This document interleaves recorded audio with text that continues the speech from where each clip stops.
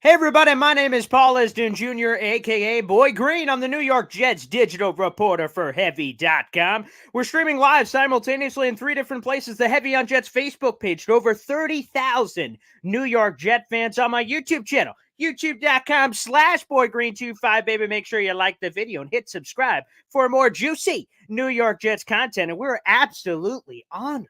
I mean, this is spectacular. A debut of epic proportions, you could say. And we're pleased to be joined. I'm going to welcome her in. This is Caroline Hendershot, the New York Jets team reporter, gracing us with her presence. Let's bring her in.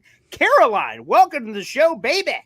Oh, hi, Paul. Thank you so much. So many kind words. Thanks for having me. I'm excited to be here.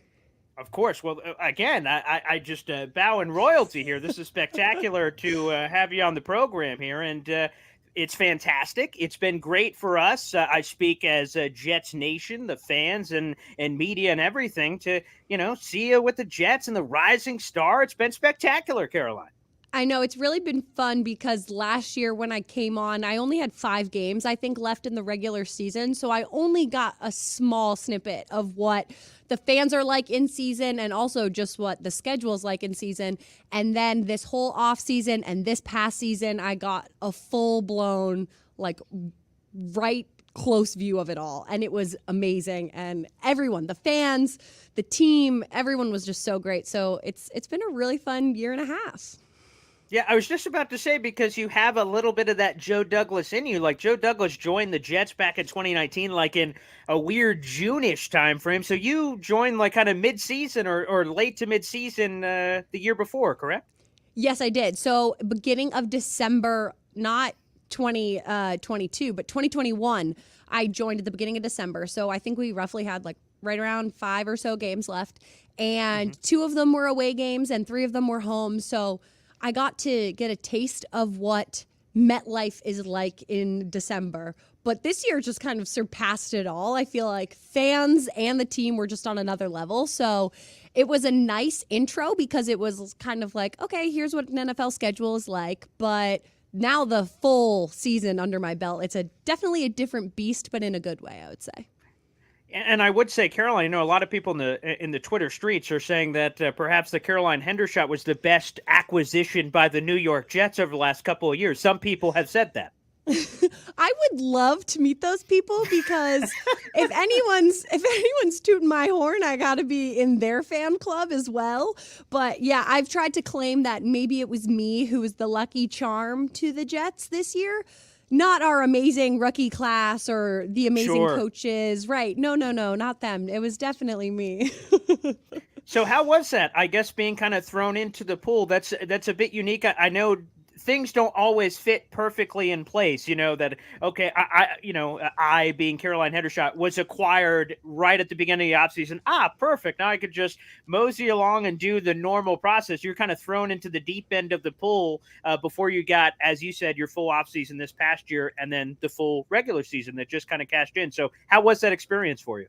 Right. It's funny because you kind of have to learn to stay afloat before you really swim, is how I kind of view it, because I feel like this past season was really my rookie season because I got to experience a full off season, a full like NFL schedule, week in, week out, all of that. And so you get, obviously I'm not playing on the field every Sunday nor practicing every day of the week, but you get a feel for like how exhausting this is on the players. So it's definitely a jump to make, no doubt about it. But I would say through the player interactions that you have, the coach interactions that you have, and then of course like my fellow coworkers here at the Jets, it makes it all so much more exciting and worthwhile because the people you work with obviously make the place, right? So it's been easier than it probably would have been for me otherwise because of the support system I have, because of the amazing fans that we have. So it was, while it was challenging, yes, because 18 weeks is a long time. Sure. It was nice because you felt supported the whole time, and your job was made easier by having great players, great games, great coaches. So it was nice in that regard. Well, it's nice, Caroline, that you're picking up a page from a few of the players you've spoken with in terms of their playbook, because a viral clip we tweeted out on the @BoyGreen25, wink, branding. When we tweeted out the clip from your wonderful interview with Sauce for the end of the season, you guys did a bunch of interviews that you guys are releasing methodically throughout the offseason. Sauce gave all this credit to DJ Reed. Without him, I would have been an average rookie. I imagine you're the same sense where you got superstars like Ethan Greenberg and EA, Eric Allen, and this superstar cast around you. How could you not be great with all the talent you guys have over there, both on camera and behind it? Yeah, exactly. And it's funny because sure, you see our faces a lot because we're on screen, but then there's an entire team that does everything for us, from production, shooting, editing, that like we would not be even not even remotely close to the kind of productions we have without them, because they are truly like the backbone of what we do. So it's really a well-oiled machine. And I think that something that stands out about this org and their media content in general is everyone's always looking to get one step better, which I love, because like as a competitor in life in general, I played sports growing up my whole life. So I'm competitive to a fault sometimes, but I think that's something nice to have within a company too, because it's like, okay, obviously the team is thinking that week in, week out, but like how can we too feel like we're also climbing and getting better and growing? Absolutely. Again, we're speaking with Caroline gosh darn Hendershot, baby, here on the show. Make sure you hit her up on the Twitter sphere at CG Hendy. Let's show some love over there if we can, for Pete's sake, as we have her here on the program. Caroline, which is a beautiful segue to take us in here. I'm curious the day-to-day operations for you. I'm sure that they're quite different from the offseason now as opposed to game day and things of that nature when you're in the middle of the season. So I guess perhaps you can answer both of those there. But what is the day-to-day operations for Caroline Hendershot? Yes, so you're right. They definitely vary a lot in season versus out of season. I would say out of season, there's like waves where you get really busy, right? So Pro Bowl, we have 4 Pro Bowlers this year, so that's going to be a busy time of the year. Nice and then flex. I like that. Yeah, not a big 4 deal. Pro Bowlers. And then obviously there's NFL honors. 2 of our rookies are in a pretty good running there for some awards. And then, there's the draft, there's free agency, there's owners meeting. So it kind of peaks in valleys, right? So, but then during the season, it's just truly a grind. So for a normal day in what I would do, I would say a non-game day. So like during the week, sure, I am usually in the mornings catching up on articles, reading Twitter, seeing what's going around, just what people are saying all across the league, trying to catch up. If I didn't watch the end of like a Monday night game, trying to catch up on that, because I'm a notorious sleeper, so I'll fall asleep on the couch even when I don't want to. But then reading all articles and kind of catching up on news, and then usually writing an article for our website. We have a really great editorial group here as well that pumps out a ton of articles every single week. So usually doing an article and then planning for a potential podcast guest for my podcast. And then in the afternoon after lunch, I will talk to players as they come off the field from practice. So usually we have a one-on-one. We'll have 2 during the week. I'll have one and Ethan will have one, or EA will have one. And then we'll go into the locker room and listen to whoever's slotted at the podium that week, listen to them talk. So it's a lot of listening, asking questions in the afternoon, and then we kind of collect sound and go from there and see how we should maybe plan our editorial or adjust our editorial schedule based on what people said or maybe emerging storylines. So that's always fun because it's kind of like, it's not all planned out. Like we might think we have a good set plan, and then it definitely changes based on like who's inactive, who's active. Maybe someone got hurt, unfortunately, or maybe someone said something or shared something in a press conference that they've never shared before. So that's always like an interesting tidbit, which always makes the job more fun when you learn more about a player than you've known about them in the past. But then on a game day, it is a different beast. Now, I am like a religious like workout machine. I love to work out. Okay. I have a bad habit of I was in college athletics and I can't really seem to drop the college athletics. Like I can't just chill out for a day. So I do not work out on game days because I walk so much. I think I walk like 12,000 to 15,000 steps for a game day. It's crazy. Wow. Like 4.5 miles is really nuts. So usually though, we arrive to the stadium around like 8:30, 9 o'clock.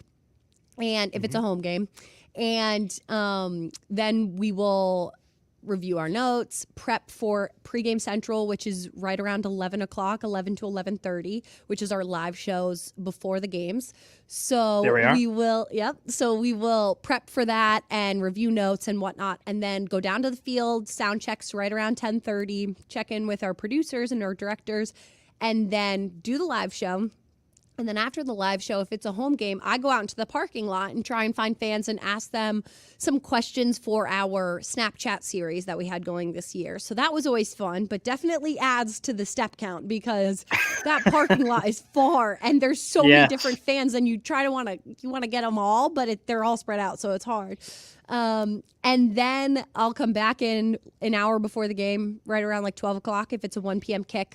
And that's when I'm walking around on the field talking with some ESPN radio producers on what hits I'm going to do during the game, like talking about what players I have prepped up to talk about, and then just kind of observing players. Like if somebody didn't practice this week, I'm watching to see like how they're running or what looks different from both sides of the ball. So like on the opposing side and on our team.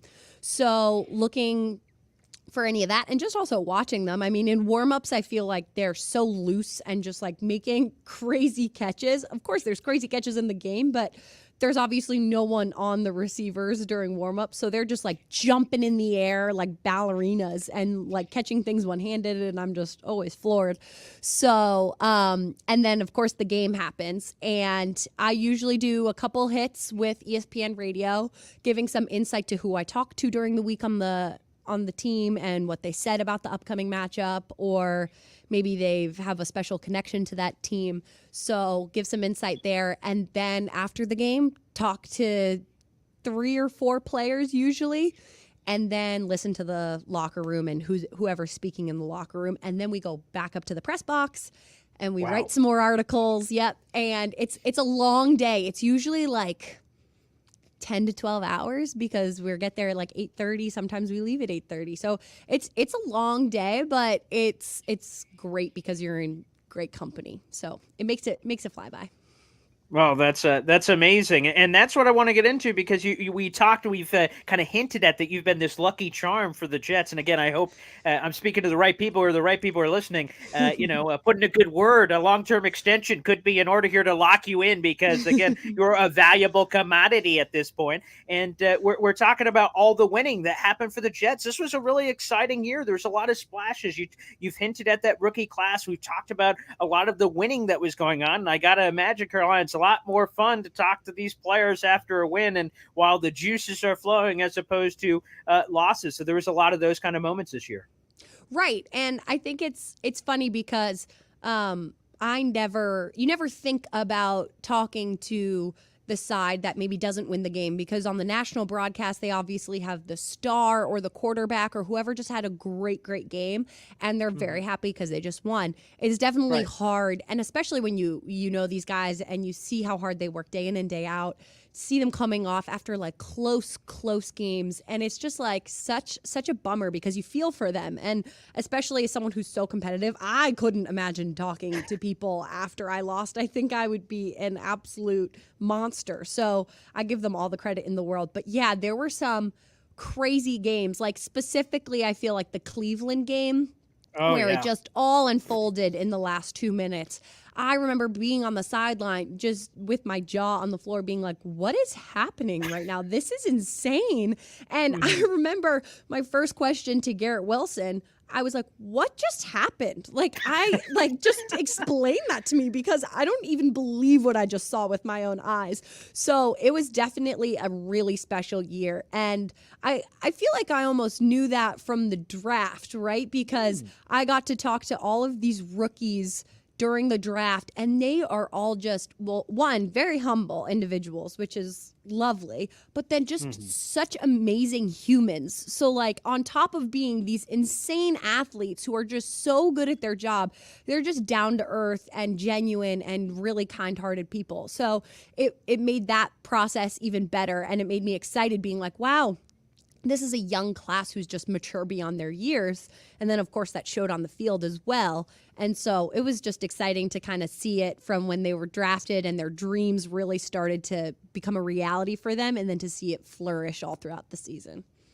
Let's go to the other side. And again, it's kind of just the harsh reality. And, not everyone's going to go undefeated. We haven't seen that since 1972. A couple of teams have gotten close. So, losses are going to happen. And Caroline, you have a job to do. So I just have to ask you, especially this year, obviously with the way it ended, a 6-game losing streak, how do you kind of put yourself together? Because once you sense a game, is going a certain direction, you start trying to formulate questions and try to figure out who you're talking to. How are you going to ask them questions? Because they're probably not going to be in the best of moods, but your job is to try to get good answers, not just, blown off answers and things. So I have to imagine that's an art. How did you do that? And how difficult is it to try to, kind of go through some of those choppy waters? Well, I think if anything, the Cleveland game taught me don't count anyone out until the game is literally zeros across the board. So when I was like trying to prep in advance, I'd be like, oh, just remember, like this might not always swing the way you think it will. So, but no, it's a great point to bring up, because I think it makes me a better reporter in the long run, because it's a very hard task to, and I definitely struggle with this. I'll talk to EA and Ethan about it all the time, is I don't want to ask something where it crosses a line, or it's insulting, or it might be taken as insulting, because that's the last thing I want to do. Obviously, it's a whole team effort, and they just got off of it, so they're emotional too. And it's a very fine balance of just like a fact is like what happened in the game. Don't put your own kind of like opinion or spin on it. It's more so like a fact. And then these guys at the end of the day are professionals about it, which is really, really awesome, because they take it in stride. They know it's part of their job to talk to the media after a loss, even if they don't want to. But I think like for me, it's kind of that balance of finding like, okay, what was a turning point of the game maybe? And what, like I could ask that as a question, like what did you think was the turning point for this game, and like how come you guys kind of couldn't find the other side of it? And so it's more so about understanding that the game laid out in a way that obviously wasn't ideal, but there's facts about the game that did happen, and trying to pick apart those and say like, okay, deep dive, what happened when this timeout was called and like you guys regrouped and you got a big playback, like how come you couldn't convert that to a touchdown? So not like trying to be nasty by any means or step on any toes, but definitely like finding the moments that you can pull out and be like, I'm not going to sit next to a player and be like, you could have done this a lot better. I don't know what you were doing. So like you can't ask questions like that, but more so being like, what happened, explain it from your vantage point, kind of trying to see it from them, because obviously when you're on the sideline or you're watching at home on your TV, everything looks clear to you or it looks easy. But let me tell you, when you're on the sideline and you're hearing how hard these guys are hitting each other, I'm like, oh my God, my body is like breaking listening to this. So yeah, it's definitely like a very violent, hard game that there's so much that goes into. All right, well, let's get into the architect of the New York Her podcast. I mean, it's making waves. It's fantastic, and I have to ask you, as the host of said podcast, of said show, what is the heart? Because everyone's doing a podcast. It's a sexy thing. Everyone wants to do podcasts these days. What are you hoping to accomplish every episode of the New York Her podcast? Yeah, so you're so right. Everyone does have a podcast these days. It's kind of amazing that like it's such an easy tool to talk to people and to broadcast your own platform. But mine really, I wanted it to be connected to football, but not revolved around football. So I wanted people that have either been passionate football fans their whole life, or are sideline reporters, or going to their first Jets game, but like have this really impressive life beyond just football. But because in my mind, I believe that football is just like the greatest sport. It's for everyone. It's so like easy to watch, easy to pick up. It's inviting, all to me. I know there's probably people that disagree with me, but and so I know that so many women are passionate about football, and sure, maybe they can't give you a fantasy team, right? But like if you like to watch it, football's for you, and that's even better. So I've had guests from influencers that go to their first Jets game who like love watching the Jets on TV but went to their first Jets game, to Tracy Wolfson, who's just one of the greatest sideline reporters in history. So, you know, you kind of get that nice like different sides of the ball with that. And I've just loved it because I've gotten to learn so much. I've had professional female football players on the podcast that I've gotten to pick their brains about, which is just so cool. And so I've learned so much more like than I've actually feel like that I've studied about the guests beforehand. I've learned so much more than I could have imagined. So it's been really great. And we have a couple more episodes coming out, and then we'll be done for like our in-season year, and then we'll release some out of season. But it should be good. I'm excited.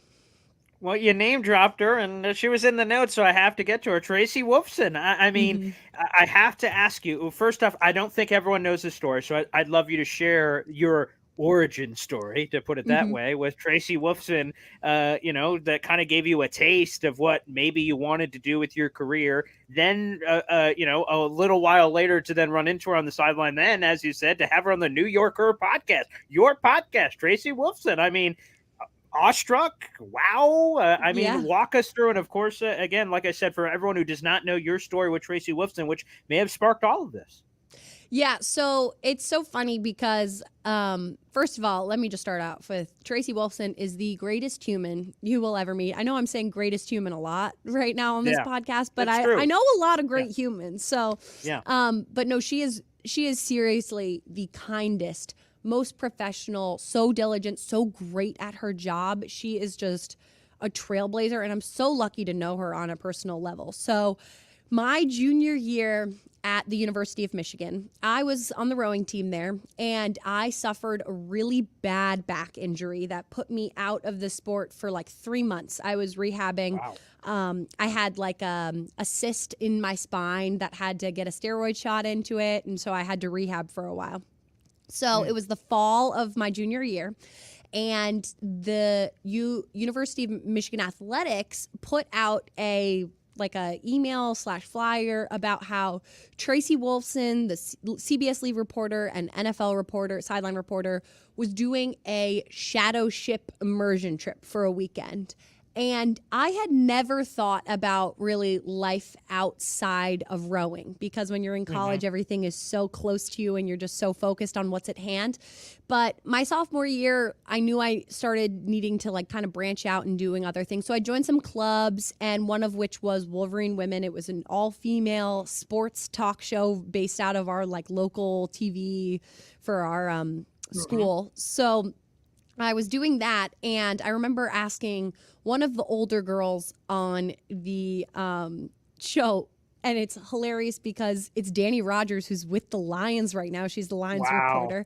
I remember asking her, being like, should I apply for this? I think I want to do it, like, but I don't know. And she was like 100%. She helped me like film the video that I ended up sending into Tracy. So everything really is a small world in this industry. Wow.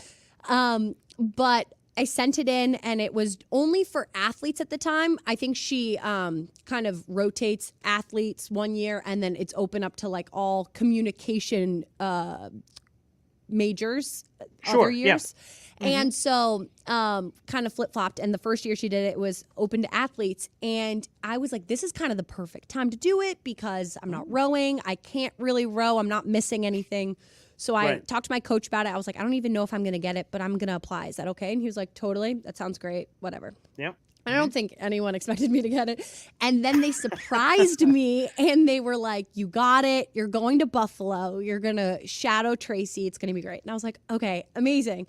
So I didn't know what I was getting myself into whatsoever. I have I had never been involved with really live production before this. My mom's a nurse. My dad was a pilot. So like Wow. media was not not anything familiar to me I see. whatsoever. Yes. So, and all of my siblings were not involved in media either. So I go, and it is like the yellow brick road has been laid out before me, because it's just like, everything was jaw-dropping, so cool. I was like, oh my God, this is totally what I've been meant to do in my life. So Tracy took me for the whole weekend. I sat in on the meetings with the CBS crew, so Tony Romo, Jim Nantz, and Tracy Wolfson, as they Not were bad. talking to different Bills players at the time, and went through them with the whole day. They were playing the Patriots actually that weekend. So I didn't Well, go to the Patriots meetings, but I just went to the Bills meetings. And then we went out to a production meeting with the whole crew. We went out to a couple dinners, and then Sunday came, and the whole day I spent all different quarters in different areas of the stadium. So the first quarter I was with Tracy on the field. Second one, I was back in the truck outside the stadium watching like how all of the production and the directors, like kind of producers and directors, kind of just orchestrated the whole thing. The third quarter, I was up in the booth with Jim and Tony. cool. And then the fourth quarter, I went back down on the sideline with Tracy and kind of shadowed her, and then watched her do her ending interview with, I want to say it was Tom Brady, because I forget who won that game. Maybe it wasn't Tom Brady, but it was a player on the Patriots, but I'm pretty sure the Patriots won that game. But it was really crazy, because I don't think I had ever imagined a life outside of sports, and this way it was still in sports, but it was a career that I could actually attain. And I say it like it was like, oh yeah, that's easy. It's so hard to break into this industry, and I was like 100%. naive enough to not know that.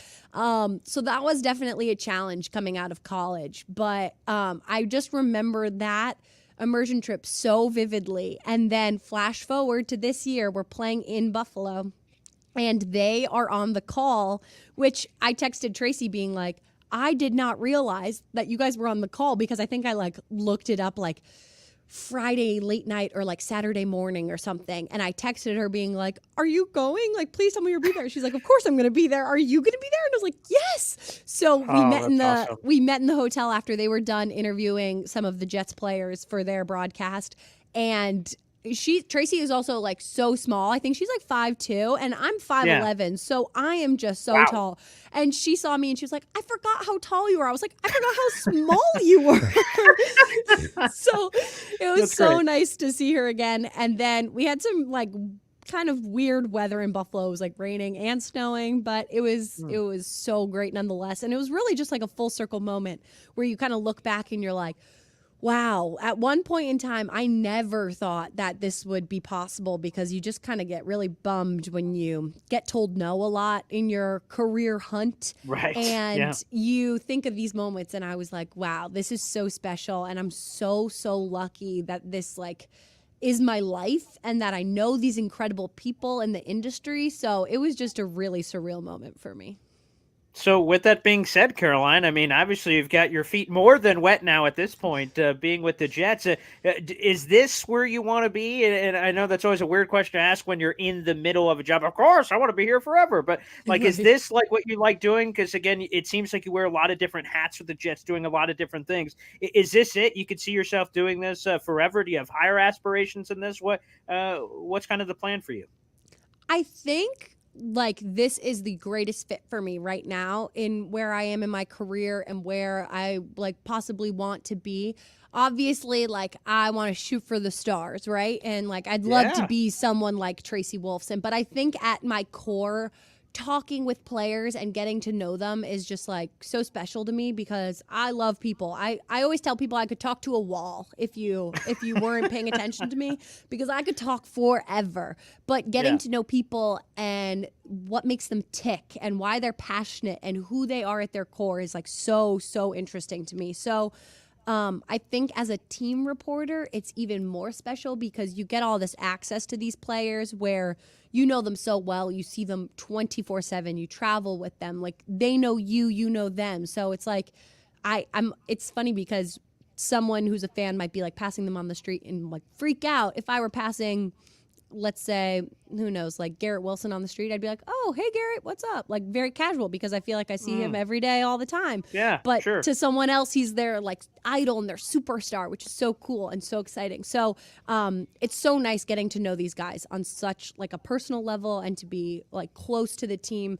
And that's an aspect I think reporters that aren't a team reporter don't get. So there's something about being a team reporter that is just really, really cool. Yeah, look at Caroline. Yeah, what's up, G-Dub? What's happening? What's happening, buddy? Exactly. I like that. That's cool to be that way. Final one here before we get you out of here, Caroline. So just to confirm, you are a Michigan alum, correct? I am. I'm an obnoxious one too, unfortunately. So I got to imagine that, the draft last year, I know everyone was satisfied with Sauce, but, leading up to the draft, you're like, hey, Robert, the Aiden Hutchinson guy is pretty good. I don't know if you guys want to move up or you want to, give a little. Was there any Michigan love? Were you trying to do your part for your fellow Michigan alum who were in the draft, and any Michigan free agent? I know Rich Eisen's another Michigan Jet guy as well. So were you doing any of that work behind the scenes? Was any of that going on? There's a lot of Michigan alums in the NFL, which is awesome because it's Tracy's a Michigan alum, Rich is an NFL alum or a Michigan alum. But no, I didn't really overlap with Aiden too close. I knew of him obviously because he was phenomenal. But rowers have the craziest schedule, so I feel like we didn't line up with the football team as well as I would have liked. But it's funny because Kwity Paye, who's on the Colts, is actually like a good friend of mine, I would say, because we had an English class together. That's cool. And so like it's so funny because I'll just be rooting for him just knowing how like an amazing person he is, and I'm just like so happy whenever he has a great game. And vice versa. He's like so nice, he'll reach out and be like, looks like you're thriving, like great job. So it's really nice to like feel like you're not kind of alone, like because wherever you go blue, am I right? So it's nice with that. And then it's also really nice, of course, because this year I just got to absolutely tease and banter Garrett Wilson and Jeremy Ruckert, being like, another loss, gotta hurt. And they were not happy with me. That's amazing. That is fantastic. Well, Caroline, I want to say it was an absolute pleasure. It's our first time ever virtually seeing each other. We've known of each other's existence, but to be together here for this interview has been fantastic. So before we get you out of here, Caroline, is there anything you want to plug? We talked about the New Yorker podcast. I know the Jets themselves on YouTube and their other digital platforms are releasing some of these end-of-season interviews, and we're really milking it as we move through the offseason. Is there anything you need to plug? Anything we didn't get to with all things Jets that we want to give a shout out to before we get you out of here?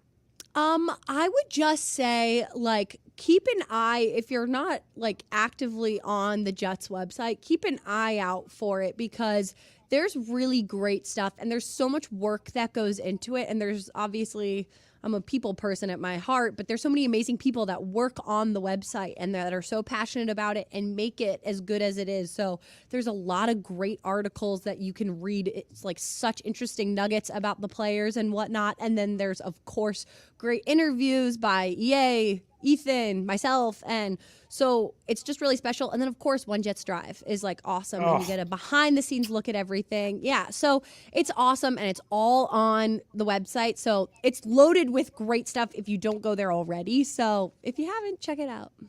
Yeah, there you go. NewYorkJets.com, baby. Get the app, get all the hoopla, and get involved. It's fantastic. Caroline, I want to thank you again. Thank you so much for taking the time, and best of luck with everything moving forward. Again, keep the good luck going. I don't know what they have to do, but let's keep it going because next year could be pretty special. Yeah, let's hope I'm lucky again next year. Yeah, there you go. Fingers crossed, everybody. Thanks for joining us.